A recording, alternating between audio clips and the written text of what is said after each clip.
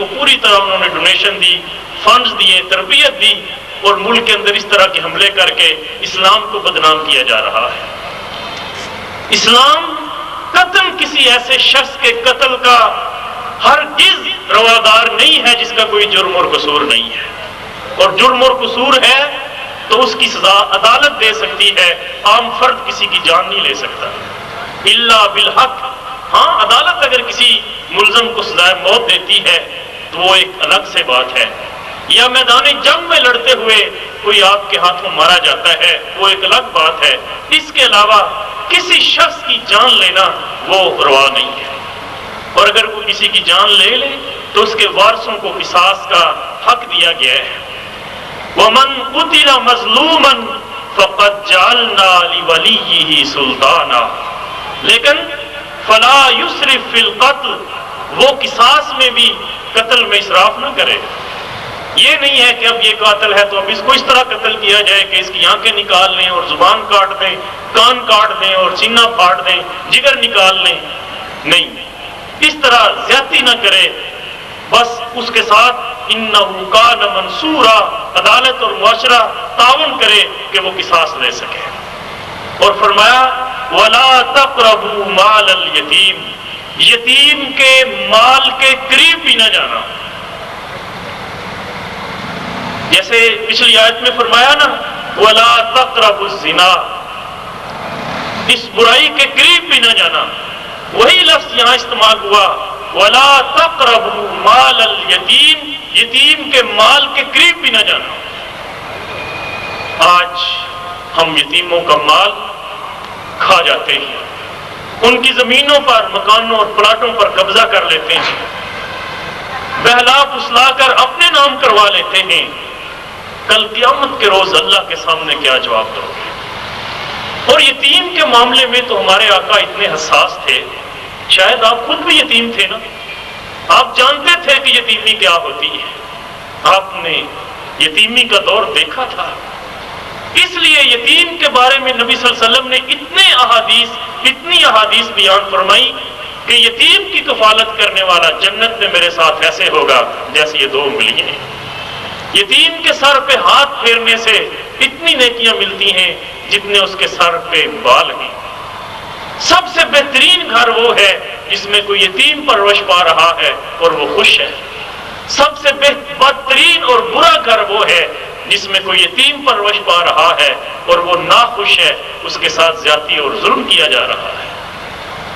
اور قرآن نے بھی جب جب جہنمیوں کی بات کی، جہنمیوں کا سب سے بڑا قصور یہی بتایا کہ وہ یتیموں کو دھکے دیتے تھے، یتیموں کی عزت نہیں کرتے تھے، یتیموں کا حق مار لیتے تھے۔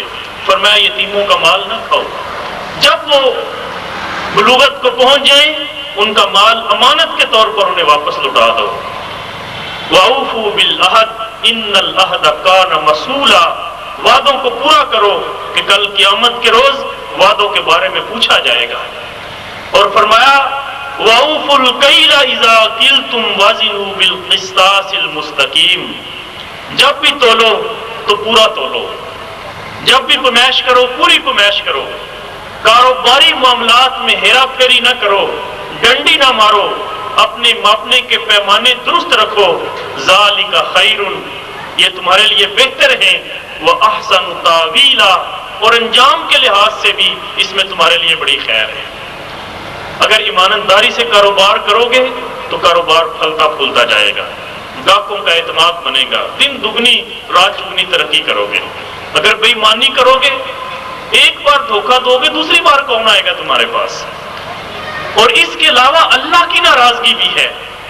یہ کاروباری معاملات میں دو نمبری، ہیرا پھیری، یہ بہت بڑا گناہ ہے، اتنا بڑا گناہ ہے کہ ایک پوری قوم شعیب علیہ السلام کو اللہ نے مدین میں تباہ و برباد کر دیا، اللہ کا عذاب ان پہ نازل ہوا اس لیے کہ وہ ناپ تول میں کمی بیشی کیا کرتے تھے۔ وَيْلٌ لِّلْمُطَفِّفِينَ، اللہ فرماتے ہیں جہنم کی ویل وادی ہے کاروباری معاملات میں ڈنڈی مارنے والوں کے لیے۔ اور سچی بات ہے، جب ہم اپنے بازاروں میں اپنے کاروباروں کو دیکھتے ہیں حیران ہوتے ہیں کہ ہم نے کاروباری معاملات میں ہیرا پھیری کے وہ ٹیکنیکل طریقے اختیار کیے ہوئے ہیں کہ جو قوم شعیب کے وہم و گمان میں بھی کبھی نہ آئے ہوں گے، ان سے بھی کتنے قدم ہم آگے نکل گئے ہیں۔ لیکن کیا ہے کہ ہمارے آقا کی دعائیں ہیں، ان دعاؤں کے صدقے ہم بچے ہوئے ہیں۔ اگر ہمارے آقا کی دعائیں ہمارے ساتھ نہ ہوتی تو یقین کریں ہم بدترین عذاب میں مبتلا ہو چکے ہوتے۔ اپنے کاروباری معاملات کو درست رکھو، اسی میں تمہاری بہتری ہے۔ اور پھر فرمایا وَلَا تَقْفُ مَا لَيْسَ لَكَ بِهِ عِلْمٌ إِنَّ السَّمْعَ وَالْبَصَرَ وَالْفُؤَادَ كُلُّ أُولَئِكَ كَانَ عَنْهُ مَسْئُولًا وَلَا تَمْشِ فِي الْأَرْضِ مَرَحًا إِنَّكَ لَن تَخْرِقَ الْأَرْضَ وَلَن تَبْلُغَ الْجِبَالَ طُولًا كُلُّ ذَلِكَ كَانَ سَيِّئُهُ عِندَ رَبِّكَ مَكْرُوهًا۔ کسی ایسی چیز کے پیچھے نہ لگ جاؤ جس کا تمہیں علم نہیں ہے۔ ایسے ہی سنی سنائی باتوں پر برا گمان کر کے کسی چیز کے پیچھے لگ جانا، تحقیق کیے بغیر اس کے خلاف ایک طوفان بدتمیزی برپا کر دینا اور ایک پروپوگنڈا کرنا شروع کر دینا، ایسا نہ کیا کرو۔ بہت ساری چیزیں ایسی ہوتی ہیں جن کا تمہیں علم نہیں ہوتا۔ ان السمع والبصر والفؤاد، تمہاری آنکھیں، تمہارے کان، تمہاری آنکھیں، تمہارا دل، کل اولئک کان عنہ مسئولا، قیامت کے دن اللہ ایک ایک کا حساب لے گا، ایک ایک سے پوچھے گا۔ تمہاری آنکھوں کا حساب لیا جائے گا، تمہارے کانوں کا حساب لیا جائے گا، تمہارے دل کا حساب لیا جائے گا جس میں سازشیں بنتی ہیں۔ وَلَا تَمْشِ فِي الْأَرْضِ مَرَحًا، اور زمین پہ اکڑ کے نہ چلو۔ اکڑنا تمہیں زیب ہی نہیں دیتا۔ مٹی سے بنا ہوا انسان، کیچڑ اور گارے سے بنا ہوا انسان، اور پانی کے ایک حقیر قطرے سے جنم لینے والا انسان، اس کو اکڑ زیب ہی نہیں دیتی، لیکن پھر بھی تکبر کرتا ہے، اکڑتا ہے۔ کس بات پر اکڑتا ہے؟ تیری اوقات ہی کیا ہے؟ اِنَّكَ لَن تَخْرِقَ الْأَرْضَ، نہ تو تو زمین کو پھاڑ سکتا ہے، وَلَن تَبْلُغَ الْجِبَالَ طُولًا، اور نہ ہی پہاڑوں کی بلندیوں کو پہنچ سکتا ہے۔ تیری تو کوئی حیثیت ہی نہیں ہے، تیرے اندر کوئی چیز ہوتی تو اکڑتا۔ تکبر اور غرور، اس کو اپنے قریب مت آنے دو۔ کل ذالک کان سیئہ عند ربک مکروہا، ان امور میں ہر ایک کا برا پہلو تیرے رب کے نزدیک انتہائی ناپسندیدہ ہے۔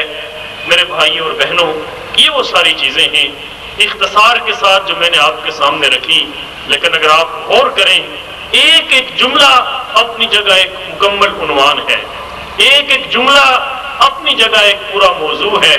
اگر ان تمام باتوں کو ہم اپنا لیں، اللہ رب العالمین کے فرامین کے رنگ میں رنگ جائیں، قرآن کی تعلیمات پر عمل پیرا ہو جائیں، نبی صلی اللہ علیہ وسلم کے اسوہ حسنہ کو اپنا لیں، تو کیا یہ معاشرہ دنیا کے اندر امن کا گہوارہ نہیں بن سکتا؟ یہ محبت کا گہوارہ نہیں بن سکتا؟ کیا یہ دنیا میں ہی جنت کا نمونہ نہیں بن سکتا؟ یقیناً بن سکتا ہے جب ہم اپنی زندگیوں کو قرآن کی روشنی میں ڈھال لیں گے۔ اللہ تعالیٰ سے دعا ہے اللہ تعالیٰ ہمیں اپنے راستے میں قبول فرمائے، ہم زندہ رہیں، اس کے دین کو غالب کرنے کے لیے ہمیں موت آئے تو اسی راہ میں ربنا تقبل منا انک انت السمیع العلیم وتب علینا انک انت التواب الرحیم۔ کل انشاءاللہ تعالی ہمارا سورہ ملک کے موضوع پر درس ہے، تیسرے دن کا درس۔ جیسا میں نے کل بھی عرض کیا تھا کہ سورہ ملک انتہائی اہم ترین سورت ہے، تو کل انشاءاللہ تفصیل سے وعلی آل